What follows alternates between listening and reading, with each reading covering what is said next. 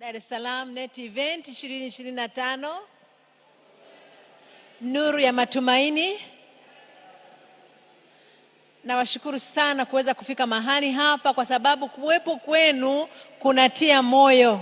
Kuzungumza na kuna watu wanakusikiliza, unamshukuru Mungu. Ninyi mlioko hapa, hata wale walioko katika vituo vyetu sehemu mbalimbali, ninawasalimu sana katika jina la Yesu. Jana na juzi tulikuwa tukishughulikia habari ya msamaha. Kumbuka, kila mada tunayoizungumza hapa ina makusudi ya kupambana na yale mapendekezo ya Ibilisi aliyoyaleta kwenye ndoa kuharibu mpango wa Mungu. Kwa hiyo tunapoendelea kuishi duniani, tunaendelea kurejesha mpango wa Mungu hadi hapo tutakapofika mbinguni. Sasa leo tunajifunza juu ya jinsi ya kusimamia fedha katika ndoa. Ninapozungumza hili, ninajua mumesameheana, ni shwari kila mahali mliko. Bwana Yesu asifiwe. Sasa tunazungumzia juu ya kusimamia fedha katika ndoa. Fedha ni tamu jamani, fedha ni nzuri. Na katika Biblia wanasema Yesu 40% ya mazungumzo yake aliyoyafanya katika kutoa mifano na vielelezo alizungumzia habari ya pesa. Kwa maana kwamba pesa sio mbaya, ila inapotumika ndipo ubaya unaanza. Pesa inaweza kuwa chanzo kikubwa cha mivutano katika ndoa, lakini si lazima iwe hivyo. Maana watu wakijua namna ya kutumia pesa vizuri, inaweza kuwa ni chanzo cha mbaraka.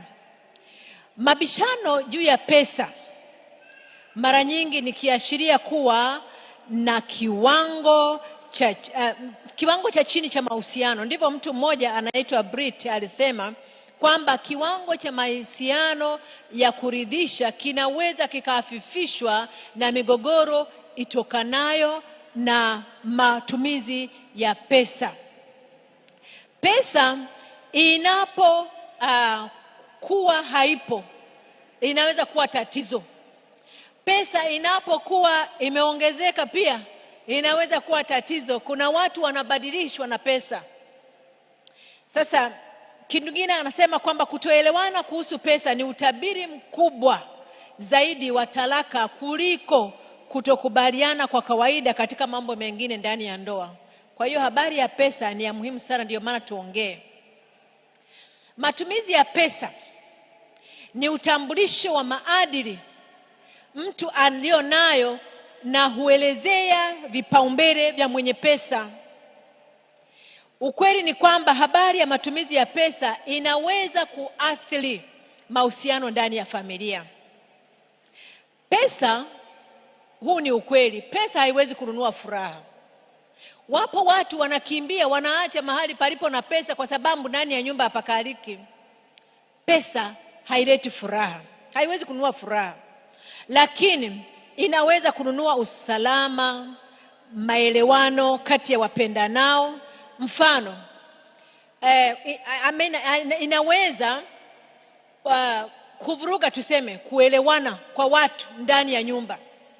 Kwa mfano, vipato vinapotofautiana, matumizi ya mirathi, watu wanapobadilika, kipato kinapoongezeka au kupungua, kufilisika, uendeshaji wa biashara, vipaumbele katika matumizi vinaweza vikaleta migongano katika ndoa au vikaleta mapatano katika ndoa. Sasa siri moja kubwa ya familia yenye furaha hutokana na namna ya matumizi mazuri ya pesa. Sasa leo kuna njia mbalimbali za matumizi mazuri ya pesa, nyingi, lakini kama mnavyojua tuna dakika chache tu, na kwa hiyo nimechagua aina 4 ambazo huenda zitatusaidia. Aina 4 za matumizi ya pesa. Aina ya kwanza ni ile ya bosi mmoja. Bosi wangapi? Mmoja. Aina ya pili, mabosi wawili. Aina ya tatu pamoja, aina ya pamoja, na aina ya tatu ni bora zaidi. Kwa hiyo tutaangalia kila aina moja moja kwa dakika hizi tulizobakiwa nazo. Labda tuangalie mpango wa bosi mmoja ukoje. Katika mpango huu inaonekana mtu mmoja tu ndiye mwenye kipato, labda ameajiriwa au ana biashara, na huyu mtu ndiye anakuwa na maamuzi yote katika kile kipato alichonacho. Huyu mwenye kipato ambaye ni mmoja, mwenzi wake anapokea maelekezo ya matumizi. Ndio huyu anaachiwa pesa, anasema hii wiki nzima usiniulize tena, ikutosha.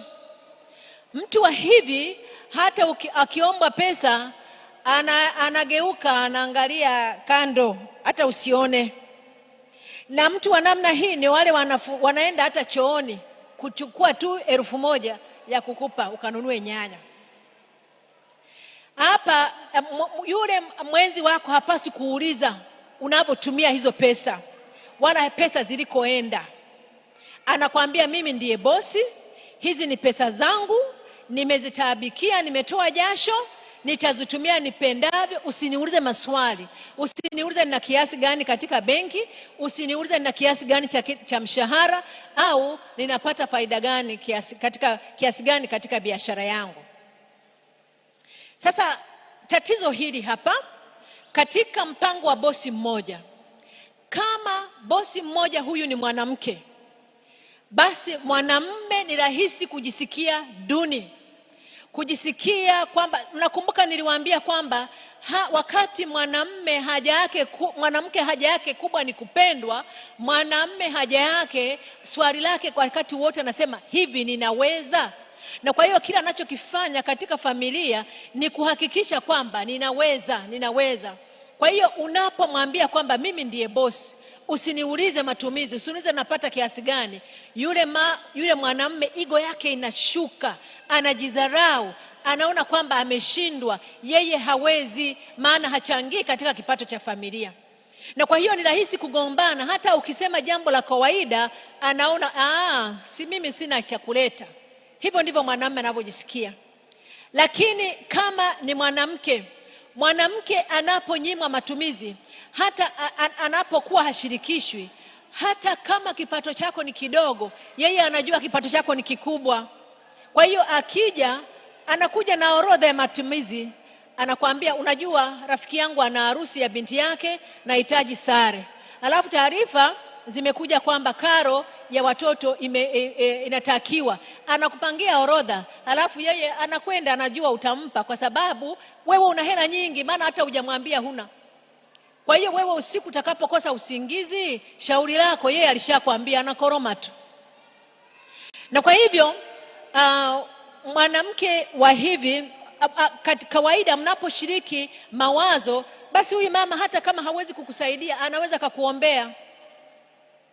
akakuombea na hata kama mna watoto wakubwa, unajua kwamba tumweke baba katika maombi maana anatafuta.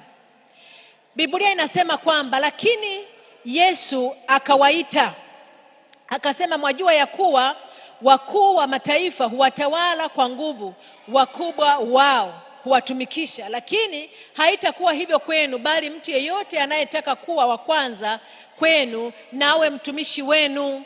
Yaani mpango huu wa bosi mmoja sio mzuri, kwa sababu sio mpango wa familia yenye furaha, kwa sababu Yesu mwenyewe alishtumu tabia hiyo ya kiburi. Hiyo ni tabia ya kiburi.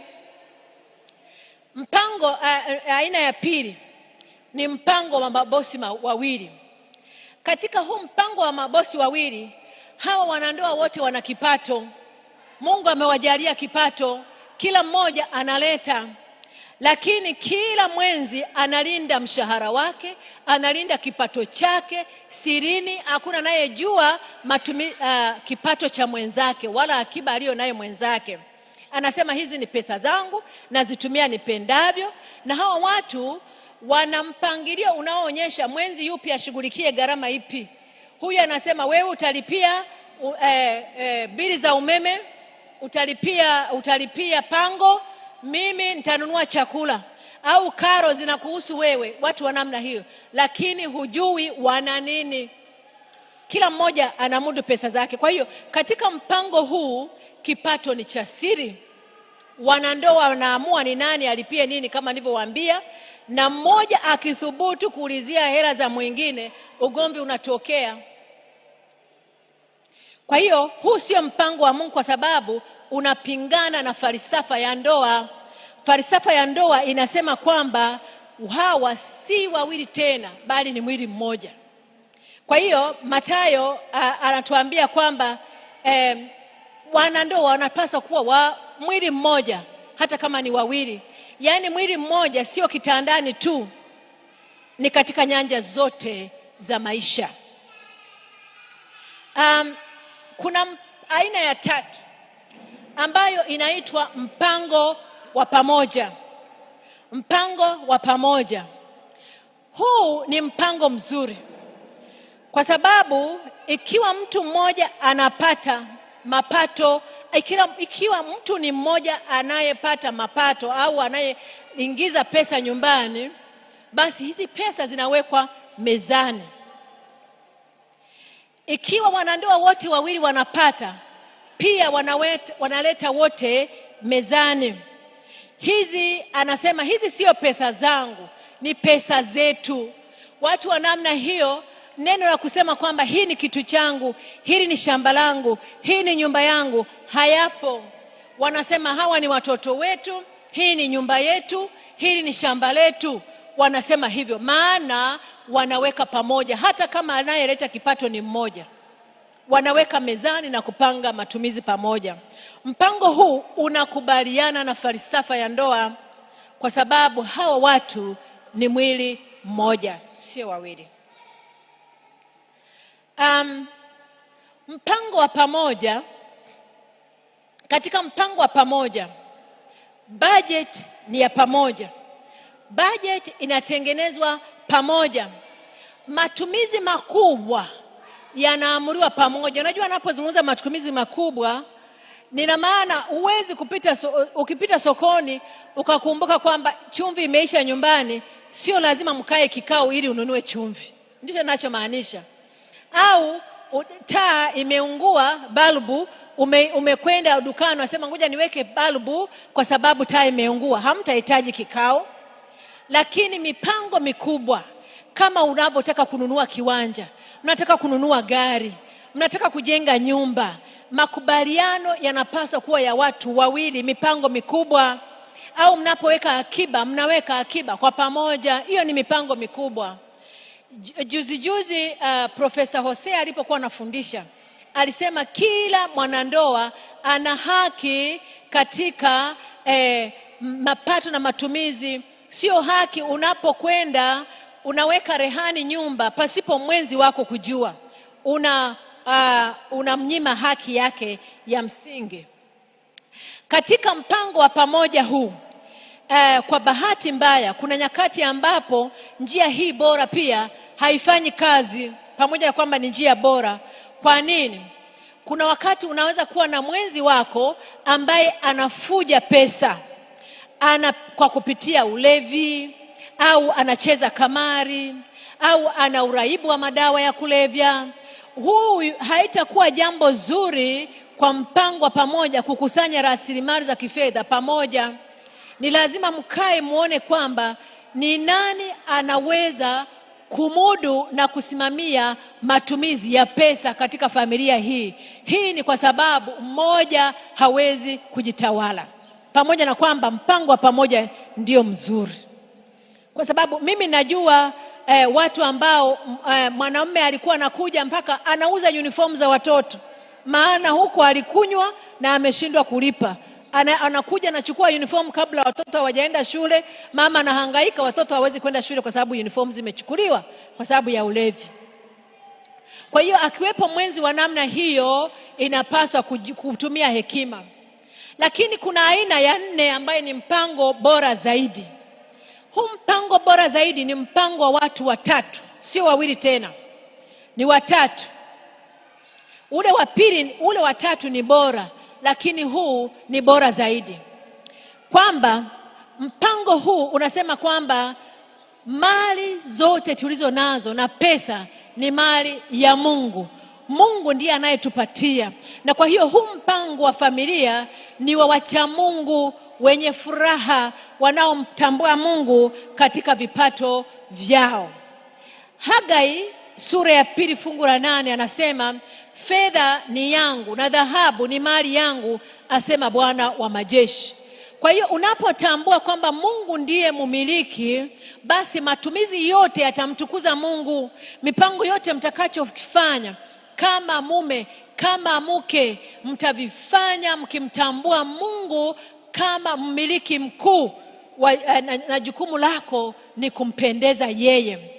Kwa sababu hata kitabu cha Wakorintho wa kwanza sura ya 4 fungu la 2 anasema hiki ndicho kinachodhihirisha uaminifu wa watu wa Mungu, kwa kumtambua Mungu katika mali zao. Wao wanachukua nafasi ya kuwa mawakili, maana ni wasimamizi wa mali za Mungu. Watoto ulio nao, nyumba ulio nayo, kipato ulicho nacho, Mungu ndiye mmiliki mkuu. Na kwa hiyo wewe ni msimamizi, na msimamizi anatoa hesabu ya matumizi yake aliyo nayo. Mungu anaangalia hii hela imetumika kufanya nini, ametukuzwa katika matumizi ya hiyo hela. Lakini pia katika hilo Mungu unapopanga bajeti katika ile mipango yako, Mungu utamkumbuka kwa kutoa zaka na sadaka, kutoa sehemu ya 10 ya mapato yako. Sasa kuna mambo ya kuzingatia tunapojifunza habari hizi za pesa. Ukiwa hasa na mpango ule ulio bora zaidi, mambo gani uzingatie? Jambo la kwanza, zingatia budget. Budget ndio inayokuambia pesa itumike kufanya nini. Kutengeneza budget kunaweza kusikufurahisha, kwa sababu unahitaji nidhamu kufanya hivyo, lakini ni mojawapo ya njia bora za kudhibiti pesa zako na kupunguza msongo. Yaani hutanunua vitu kwa sababu ya mhemko. Hasa sisi wakina mama hata wale wa machinga wanatujua. Anakuangalia tu uso, anakupitishia tu hivi. Akipitisha hivi, hukupanga kununua gauni, umenunua. Viatu vimejaa, umepangilia, unanunua kingine. Hata ukifika unajiuliza kwamba hivi kwa nini nilinunua? Huelewe. Na budget unaziambia pesa zako mahali pa kwenda, badala ya kujiuliza kwamba zimeenda wapi. Hivi umeshawahi kutumia pesa holela mpaka ukahisi umeibiwa? Sema hivi pesa nani ameniibia? Ukianza kuchakata unakuta mwizi alikuwa ni wewe mwenyewe, maana hapakuwa na budget. Jambo lingine nataka kuzungumza katika kutengeneza budget. Yesu anasema katika kitabu cha Luka sura ya 14 fungu la 28 mpaka 30, anasema, ni nani kati yenu ambaye kama anataka kujenga hata kaa kwanza na kufanya makisio ya gharama aone kama ana fedha za kutosha kukamilisha ujenzi? Kwa maana ikiwa atajenga msingi halafu ashindwe kuendelea, wote watakaoona watamcheka wakisema, mtu huyu alianza kujenga lakini ameshindwa. Yesu anajua budget. Budget iendane na kipato na iwe na uwiano mzuri.